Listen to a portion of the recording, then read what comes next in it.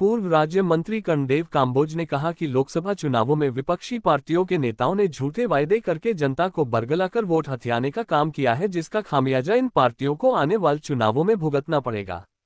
कांग्रेस ने गरीबों को हर महीने 8,500 रुपये खाते में खटाखट आने की बात कहकर वोट को हथियाई है। कर्णदेव काम्बोज आज इंद्री में अपने आवास पर कार्यकर्ताओं की एक मीटिंग में बोल रहे थे। इस मौके पर उन्होंने पौधारोपण कर पर्यावरण को बचाने का संदेश भी दिया। पत्रकारों द्वारा गृह मंत्री अमित शाह के हरियाणा दौरे को लेकर पूछे गए एक सवाल में पूर्व मंत्री कर्णदेव काम्बोज ने कहा कि भारतीय जनता पार्टी का कार्यकर्ता हर समय चुनाव के लिए तैयार रहता है।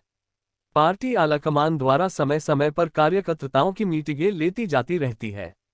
हरियाणा में आने वाले विधानसभा चुनावों को लेकर गृह मंत्री अमित शाह मीटिंग कर आगामी रणनीति पर विचार करने व जिम्मेवारियां सौंपने के लिए प्रदेश में आ रहे हैं। उन्होंने कहा कि जो विकास के काम बीजेपी ने पिछले 10 सालों से चला रखे हैं, उनको और गति प्रदान करने के लिए प्रदेश में तीसरी बार बीजेपी की सरकार बननी जरूरी है। उन्होंने दुष्यंत चौटाला के राज्यसभा चुनाव में सरसद कांग्रेस को समर्थन देने के बयान पर कहा कि जेजेपी की दुकान में अब कोई सामान नहीं बचा है। बीजेपी के पास अपने सदस्य को जिताने के लिए पूरी गिनती है। उन्होंने अपना नाम राज्यसभा के लिए चर्चा में आने पर कहा कि इस बात का निर्णय करना आलाकमान का काम है। कर्णदेव काम्बोज ने कहा कि विपक्षी पार्टी के लोगों को ओबीसी वर्ग से मुख्यमंत्री बनाए जाने वाली बात हजम नहीं हो रही है और वो अनाप शनाप बयानबाजी कर रहे हैं। ये लोग बीजेपी को बदनाम करने का काम कर रहे हैं। इन दलों के शासनकाल में प्रदेश में अराजकता का माहौल कहीं ज्यादा था, लेकिन अब प्रदेश में पूर्ण शांति का माहौल है। प्रदेश में कानून व्यवस्था पूरी तरह से चाक चौबंद है और आगे इससे भी ज्यादा सख्ती से अराजकता फैलाने वाले तत्वों पर नकेल कसी जाएगी। दिल्ली को पानी देने पर उन्होंने कहा कि हरियाणा प्रदेश दिल्ली को पहले से ही जरूरत से ज्यादा पानी दे रहा है। दिल्ली व पंजाब में आप पार्टी की सरकार है, ऐसे में इन दोनों सरकारों को इस्राएल नहर के मुद्दे को सुलझाना चाहिए। इस्राएल का पानी बेवजह पाकिस्तान को जा रहा है, जबकि यह मसला अगर हल होता है तो इससे दक्षिणी हरियाणा के खेतों को पानी मिल सकेगा। उन्होंने कहा कि शंभू बॉर्डर पर जो लोग धरने पर बैठे हैं वो असल में किसान नहीं है, बल्कि असामाजिक तत्वों के नेता हैं जिनको विदेशों से फंडिंग मिल रही है। ये लोग समस्या को सुलझाना ही नहीं चाहते हैं, जबकि सरकार इनको बातचीत के लिए बुला रही है। आपसी बातचीत से ही इस मुद्दे को सुलझाया।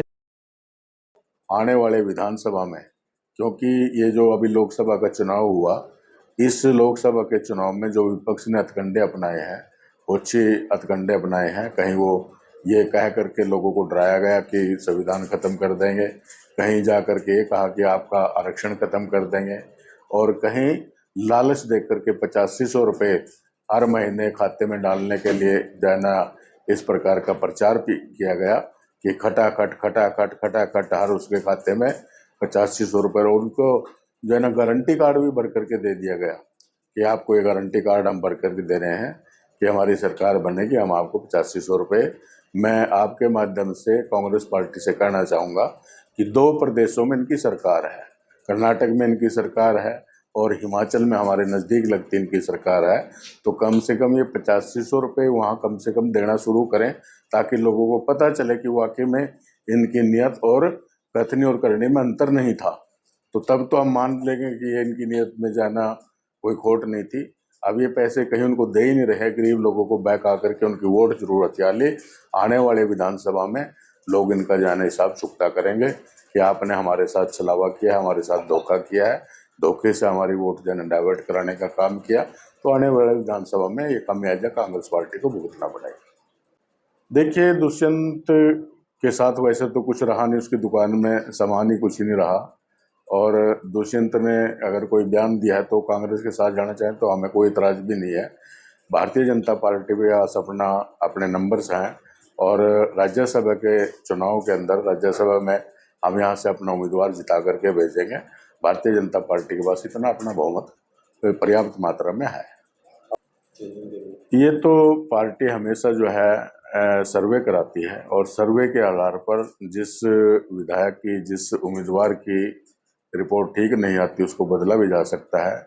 जिसके नए, अगर कहीं नए लोगों को चुनाव लड़ाने की बात है तो वहाँ नए लोगों को भी चुनाव लड़ाया जाता है। ये तो समय समय पर इस प्रकार का परिवर्तन हर पार्टियाँ करती हैं, और भारतीय जनता पार्टी भी इसी प्रकार से अपने कार्यकर्ताओं के बीच में से ही किसी को चुनाव लड़वाती है। और इसमें तो कोई ऐसी बात भी नहीं है, क्योंकि हर पार्टी इस प्रकार का ये देखती है कि हमारा जिताऊ कैंडिडेट हो, हमारा अच्छा कैंडिडेट हो, लोगों के साथ उसका अच्छा संपर्क हो, उसका व्यवहार ठीक प्रकार से हो। तो ऐसे उम्मीदवार को जो है ना, जिसको ज़्यादा लोग लाइक करते हैं, ऐसे उम्मीदवारों को ही मौका मिलता है। देखिए, ऐसा तो कुछ भी नहीं है कि जिसके जैसे, क्योंकि इसके पीछे एक बहुत बड़ी जो इनके लोगों की मंशा ये है कि पहली बार उत्तरी हरियाणा से मुख्यमंत्री बना है और एक गरीब परिवार से, किसान परिवार से। तो इन लोगों को हजम नहीं हो रहा है कि ये हरियाणा के उत्तरी दिशा से कैसे मुख्यमंत्री बन गया और एक पिछड़े वर्ग का साथी जो है ना मुख्यमंत्री बन गया। तो इस प्रकार से अनाप शनाप के आरोप लगा करके ये दर्शाना चाहते हैं कि हम ज़्यादा सक्षम हैं, जबकि इनकी सरकार में कितनी, इनके रहते हुए कितना मतलब लोग परेशान थे, कितनी समस्याएं खड़ी हुई थी। इसीलिए जो है ना इन्हें सरकार से अलग होना पड़ा। और जिस दिन से ये अलग हुए, तो भारतीय जनता पार्टी जो है ना, आज भारतीय जनता पार्टी का कार्यकर्ता ये कह रहा है कि आने वाले चुनाव के अंदर जो है भारतीय जनता पार्टी की स्पष्ट बहुमत की सरकार बन जाएगी। अगर दुष्यंत चौटाला साथ में रहता तो बिल्कुल भी भारतीय जनता पार्टी की सरकार शायद ना बन पाती, ऐसा लोगों का मानना है। लोग ये बात कहते हुए चर्चा करते हैं कि जिस प्रकार से इन्होंने दुकानें खोल रखी थी और इसीलिए जो है ना इनको अलग करना पड़ा, इनको जो है ना सरकार से बाहर करना पड़ा। और आज सारी व्यवस्थाएं ठीक है, कोई इस प्रकार का क्राइम नहीं। क्राइम के ऊपर भी हमारे आदरणीय मुख्यमंत्री कई प्रकार की मीटिंगें, कई प्रकार की बैठक जो है ना, अपने जो आईपीएस लॉबी है उसकी कई प्रकार की बैठकें ली हैं। और इस पर और तेजी लाई जाएगी ताकि क्राइम जो है ना वो कम से कम हो। और जितने भी क्रिमिनल टाइप के लोग हैं, इनके खिलाफ सख्त से सख्त कार्रवाई जो है ना हरियाणा सरकार ने निर्देश दिए हैं कि वो उनके साथ जो है ना, उनके साथ जो है इस प्रकार से सख्त कार्रवाई उनके खिलाफ की जाए। सकल राज्य मंत्री हैं जो सुभाष सुधा का भी बयान आया था, तो इसके पीछे जिसका हाथ है उसका खुलासा एक सप्ताह के अंदर कर दिया जाएगा, क्या है मामला? किसका हाथ? क्राइम जो बढ़ रहा है, जो क्राइम हो रहा है। देखिए, क्राइम के पीछे कहीं न कहीं विपक्ष की भी कोई साजिश होती है। विपक्ष भी कहीं इन चीज़ों को हवा देने का काम करता है और लोगों को उकसाने का काम करता है, जिससे जो है ना लोग उकसा करके कई प्रकार के क्राइम भी कर देते हैं। तो ये सारा जो है ना एक षड्यंत्र है भारतीय जनता पार्टी की सरकार को बदनाम करने का। और जब ऐसा कुछ भी नहीं है कि कोई आज क्राइम बहुत ज़्यादा बढ़ गया। हाँ, इतना फ़र्क ज़रूर है कि पहले इस चीज़ों को दबा लिया जाता था, इनको ओपन नहीं किया जाता था, सार्वजनिक नहीं किया जाता था। अब ये सारे का सारा शीशा बिल्कुल साफ है, जो कुछ एक्चुअल है वो सबको दिखाई देता है। पहले ये सारी जो है ना सच्चाई को छुपाया जाता था, अब किसी भी बात को छुपाया नहीं जाता, बिल्कुल ओपन है, सारे प्रदेश के सामने है, हर व्यक्ति के सामने है। तो ये इसलिए जो है ना ये लग रहा है कि जैसे जैसे कोई क्राइम बहुत ज़्यादा बढ़ गया हो, जबकि ऐसी कोई बात नहीं है। आप पिछले आंकड़े उठा करके देख लें, क्राइम में जो है ना उसमें कमी आई है, तेजी नहीं है। ज़्यादा पहले से ज़्यादा क्राइम हुआ, ऐसा कुछ भी नहीं है। तो ये सिर्फ अनर्गल आरोप लगा करके सिर्फ सरकार को बदनाम करने की विपक्ष की एक साजिश है। जैसे यूपी के अंदर जो क्रिमिनल लोग हैं उनका एनकाउंटर किया जाता था, तो क्या हरियाणा में भी इस तरह का अभियान चलाया जा सकता है? देखिए, अगर कहीं इस प्रकार की कोई मुठभेड़ होती है, आमना सामना होता है, उसमें दोनों तरफ से गोलीबारी होती है, तो ऐसे मामलों में अगर कहीं एनकाउंटर भी हो जाए तो कोई ऐसी बात भी नहीं है। और अगर कोई ऐसा इस प्रकार का कोई क्रिमिनल आदमी अगर उसको एनकाउंटर कर दिया जाए तो उससे तो लोगों का बल्कि जो है ना भला ही होगा, उसका कोई नुकसान भी नहीं है। तो इस प्रकार की कार्रवाई होनी चाहिए हरियाणा में? नहीं, अगर मान ले कहीं इस प्रकार का, वैसे तो कानून अपना काम करता है। कोई भी क्रिमिनल व्यक्ति होता है, पुलिस उसको पकड़ करके कानून के हवाले करती है और अदालत फैसला करती है कि इसको क्या सजा मिलनी चाहिए। कोशिश हमारी ये रहती है कि उसको जो है ना हम कानून के हवाले करें और कानून के द्वारा इसको सजा प्राप्त मिले। लेकिन कहीं भी इस प्रकार की कोई परिस्थिति बन जाती है, आमना सामना हो जाता है और पुलिस को भी अपने बचाव में कहीं गोली चलानी पड़ती है, तो उससे अगर उससे कोई क्रिमिनल व्यक्ति की मौत हो जाती है तो इसमें कोई बड़ी बात भी नहीं है। इस प्रकार की घटनाएं तो होती रहती हैं और इन घटनाओं में इस प्रकार से ऐसे क्रिमिनल आदमी को जो पुलिस के ऊपर ही इस प्रकार के जो है ना हमला करे तो उसको तो एनकाउंटर कर भी देना चाहिए।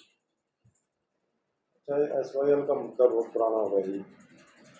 पंजाब के अंदर भी आम आदमी की सरकार है और दिल्ली के अंदर भी जी।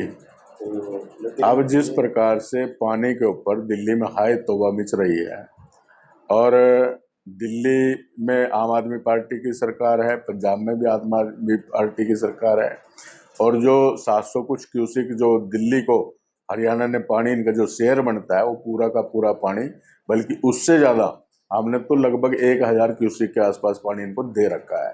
ये तो पमा जो है ना सारा रिकॉर्ड है, और रिकॉर्ड आकर के वो अपने चेक कर लें, वहाँ जा करके अपने आदमी बैठा दें कि इसमें हरियाणा का कोई किसी प्रकार का कोई फॉल्ट नहीं है, ना ही हरियाणा ने एक बूंद पानी दिल्ली की रोकी है, बल्कि एक्सेस पानी हम उनको दे रहे हैं।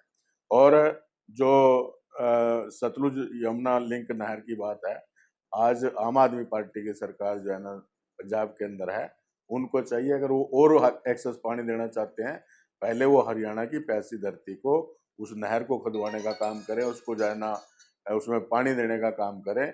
जो ये पुराना मुद्दा है, बहुत पुराना, और ये पानी सारा व्यर्थ में पाकिस्तान बह करके जा रहा है। अगर ये नहर पूरी हो जाती है, कंप्लीट हो जाती है, तो हमारे दक्षिणी हरियाणा के जो हमारे किसान हैं उनके प्यासे खेतों की प्यास बुझेगी, वहाँ ज़्यादा फसल पैदा होगी, ज़्यादा किसानों को जो है ना खुशहाली होगी, जिससे जो है ना एक्सेस पानी आकर के बहुत लोगों का भला होने वाला है। तो मैं तो यही निवेदन करूँगा कि जो आम आदमी पार्टी की सरकार है, दिल्ली के अंदर भी इनकी सरकार है, दिल्ली की सरकार जो है ना पहल करे और पंजाब को इस रास्ते पर लाए, ताकि वो हमारी नहर को कंप्लीट कराए। तो शंभू बॉर्डर पे किसान बैठे हुए हैं, उस समस्या सभी पब्लिक को झेलनी पड़ रही है, उसका हल नहीं निकला। देखिए, वो किसानों के नाम पर एक इस प्रकार का षड्यंत्र है। किसान तो अपने खेत में कोई धान की फसल लगा रहा है, कोई और काम कर रहा है, वो किसान नहीं है, वो तो सिर्फ जो है ना किसानों के भेष में कुछ ऐसे लोग हैं जिनका काम ही जो है आंदोलनजीवी है, जो आंदोलन को जीवित रखना चाहते हैं।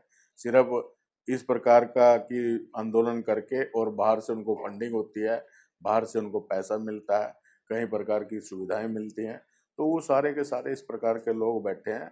और सरकार नहीं चाहती, सरकार तो उन्होंने कहा कि आप आइए बात करिए, और बात कर करके कोई ना कोई, क्योंकि हर समस्या का समाधान जो है वो बातचीत से निकल सकता है, लेकिन वो अपनी एक जिद पर अड़े हुए हैं कि हमने तो दिल्ली जा करके बात करनी है। तो बात तो पंजाब में भी हो सकती है, कहीं भी बैठ करके हो सकती है, चंडीगढ़ में बैठ के हो सकती है। इस बात की जिद पकड़ना कि हम तो दिल्ली जा करके जो है ना प्रधानमंत्री आवास पर जा करके बात करेंगे, तो ये इस प्रकार से आप उनकी मंशा जान सकते हो कि किस प्रकार की उनकी मंशा है। सिर्फ जो है ना सरकार को बदनाम करना उनका एक मकसद है। कोई भी किसान से उनका कोई लेना देना नहीं है, और वो किसान के नाम पर जो है ना आज किसान भी समझ चुका है। आज जो आम किसान है उसने ये देख लिया कि ये सारे के सारे किसान के नाम को बेच रहे हैं, तो किसान भी अब उनके साथ नहीं लगता। आपने देखा होगा कि अब जो लोकल आंदोलन होते हैं वो कहीं भी आपको दिखाई नहीं देंगे। ये सारे के सारे जो नेता लोग हैं, जो इस प्रकार के लोग हैं, भड़काने वाले लोग हैं, वो सिर्फ वही जो है इस प्रकार के धरने पर वहाँ बैठे हुए हैं।